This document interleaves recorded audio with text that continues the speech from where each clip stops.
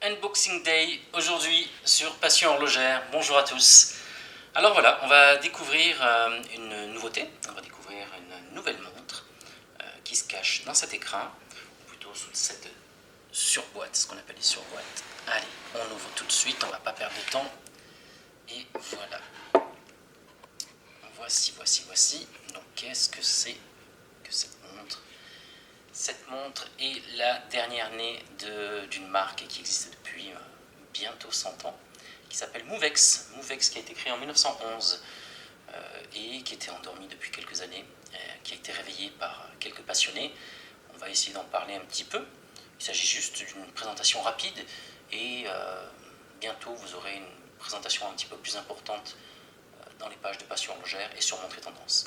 Donc déjà, on va regarder un petit peu ce qu'il y a dans cette boîte. Et vous avez vu ici, il y a des petits dessins, des pictogrammes. Donc je vais essayer de vous expliquer de quoi il s'agit. Donc déjà, qu'est-ce qu'il y a là-dedans? Ici, une petite suédine pour nettoyer la montre. Pas mal, écoutez, c'est bien parce qu'on est toujours obligé. Moi, je porte des gants pour essayer de ne pas trop la salir. Après, une fois qu'on la porte, pas de problème.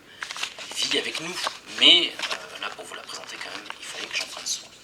Il y a aussi un second bracelet, un bracelet silicone, plutôt pas mal.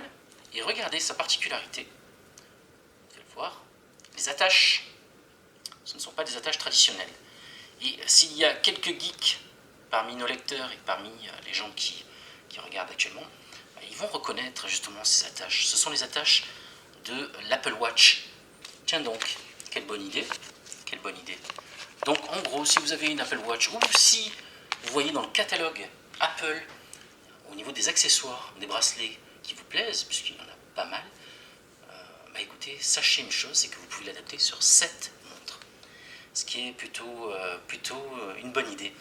Bravo au concepteur de cette montre, la petite Movex.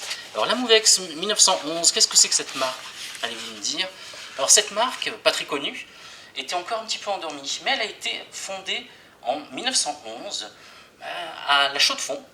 La Chaux-de-Fonds, qui est un petit peu le berceau de l'horlogerie, parmi d'autres, puisque de toute façon en Suisse, que ce soit Genève, La Chaux-de-Fonds, le Locle ou dans la vallée de Joux, on ne vit que pour l'horlogerie, et même ailleurs, dans le Val de Travers, etc. Donc La Chaux-de-Fonds, c'est la patrie de Corum, Gérard Perregaux, Jacques Hédreau, et d'une marque qui est aussi très connue et qui est qui a un lien de parenté avec Movex, c'est la marque Ebel. Donc pourquoi la marque Ebel a ce lien de parenté? Tout simplement parce que les fondateurs de la marque Ebel sont aussi les fondateurs de Movex 1911. Il s'agit d'Eugène Blum et d'Alice Lévy, qui sont eux plus connus pour avoir fondé la marque Ebel.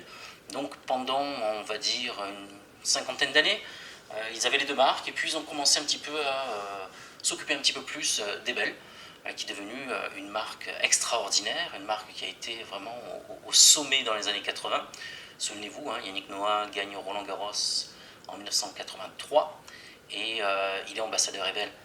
Donc derrière elle s'est un petit peu endormie, mais là elle est en train de repartir plutôt bien depuis 2-3 ans. Donc on va souvent en entendre parler, je pense. Mais à côté de ça, sa petite sœur connaît actuellement une renaissance. Voilà, Movex a été réveillé par quelques passionnés et il nous présente cette première montre qui a une inspiration un petit peu, on va dire, art déco et qui a un côté à la fois très horloger. On le voit au niveau de son cadran qui est ajouré. Donc il ne s'agit pas d'une montre squelette, bien entendu, mais d'un cadran ajouré. Donc il laisse entrevoir pas mal de choses au niveau du mouvement. Et donc elle est à la fois très technique, avec un mouvement relativement simple, mais qui fonctionne très très bien, qui est très connu des amateurs et des horlogers, bien entendu. C'est un mouvement ETA 28-24-2, à savoir heure, minute, seconde et quantième. Donc ici le guichet est sur la droite du cadran, on le voit, il est bien ouvert et on voit bien le disque en transparence, tout comme ici vous voyez sur le cadran, on voit ces impressions ces impressions horaires, donc la graduation de 1 à 12. pour les heures, avec une toute petite aiguille ici, une grande aiguille des minutes plus périphérique. Donc il y a à la fois un côté plutôt technique qui est mis en avant par ce cadran à jouer, et puis un design qui est vraiment travaillé, et je trouve ça vraiment très intéressant. Donc cette montre, je ne vais pas m'y attarder énormément dessus, puisqu'il ne s'agit pas d'une revue, mais plus d'une présentation. Donc vous avez vu cet écran plutôt original, on va en reparler. Donc ici, le mouvement. Et on voit que le fond est travaillé, donc fond ouvert, saphir évidemment, fond de boîte, mais tout travaillé autour, quelques petites gravures. C'est plutôt sympa, franchement. Ouais, l'impression est plutôt très bien. Ce qu'il faut savoir, c'est que cette montre est commercialisée actuellement au prix de 990 €, ce qui est plutôt très intéressant parce qu'on a un produit qui vous donne une impression d'en avoir pour son argent, qui a l'air très qualitatif. Je ne m'avance pas encore puisque je dois l'essayer. Je vais faire quelques photos aussi avec quelques macros pour pouvoir publier des détails. Vous en saurez plus sur Passion Horlogère, sur Montre et Tendance et sur nos réseaux sociaux, à savoir Facebook, Instagram, etc. Donc plutôt sympa, mais je voulais aussi, avant de vous quitter, vous parler de cet écrin. Cet écrin, pourquoi est-ce que je veux en parler? Tout simplement parce que c'est assez original et c'est quelque chose que j'essaie de transmettre depuis des années aux horlogers que je croise. Je leur dis toujours que lorsqu'on est collectionneur, on a des problèmes avec les écrins, c'est qu'ils se trouvent dans notre grenier ou ailleurs, dans notre cave, ou je ne sais où. Ils prennent de la place, beaucoup de place, et souvent ils ne servent à rien. Ils sont très beaux, très beaux souvent, mais ils ne servent à rien. Chez Movex, ils se sont dit tiens, on va essayer de donner une deuxième vie à cet écrin. Donc regardez, il est un petit peu ajouré, il y a des trous, il est plutôt bien fait, voilà, plutôt de bonne facture. Et voilà.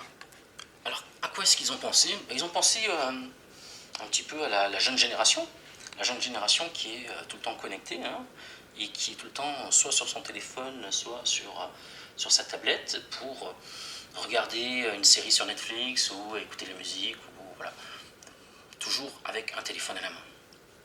Ici, je vais vous faire une petite démonstration, c'est marrant. Alors c'est vraiment gadget, on ne va pas acheter cette montre pour l'écrin, mais une fois qu'on a l'écrin, on peut se dire, ben voilà, il va nous servir à quelque chose. Il sert de support, tout simplement.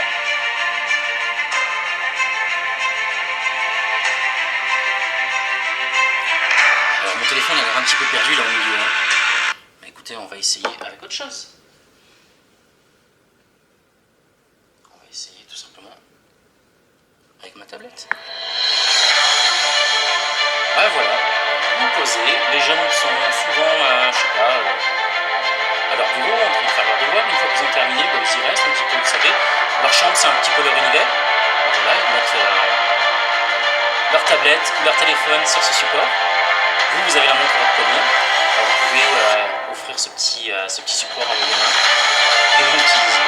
Encore une fois, on n'achète pas une montre pour ça, mais c'est le petit plus, le petit côté sympa. En fait, on se dit qu'il y a des gens qui ont un petit peu réfléchi dans cette marque et qui se sont dit, bah écoutez, on va essayer de... Voilà, toutes les dépenses vont être optimisées. Et quand on va dépenser 1 euro, plutôt 1 franc suisse, pour tout ce qui est accessoire, autant l'optimiser et que ce soit utilisé. Donc bravo, chapeau, c'est une bonne idée, pourquoi pas. Écoutez, c'est pas mal du tout, en plus c'est joli. Et dans tous les cas, si on ne veut pas s'en servir pour ça, ce qu'on peut faire, c'est qu'on peut utiliser cet écrin tout simplement pour poser ces montres, donc en voilà une, et donc on peut poser ces autres montres, on peut en mettre 2, 3, 4, les unes à côté des autres, au lieu de les mettre à plat, risquer qu'elles se rayent ou quoi que ce soit. Donc, moi, quand je vois ce genre de détails, je me dis que y a des gens qui pensent et des gens qui essaient de faire des choses. Donc, s'ils sont capables de penser à faire quelque chose de leur écrin, je me dis que normalement, ils devraient soigner leur montre. Alors ça, je ne m'avance pas, bien entendu, mais on va regarder ça de près et vous en entendrez bientôt parler. Merci à vous, passez une bonne journée et à bientôt.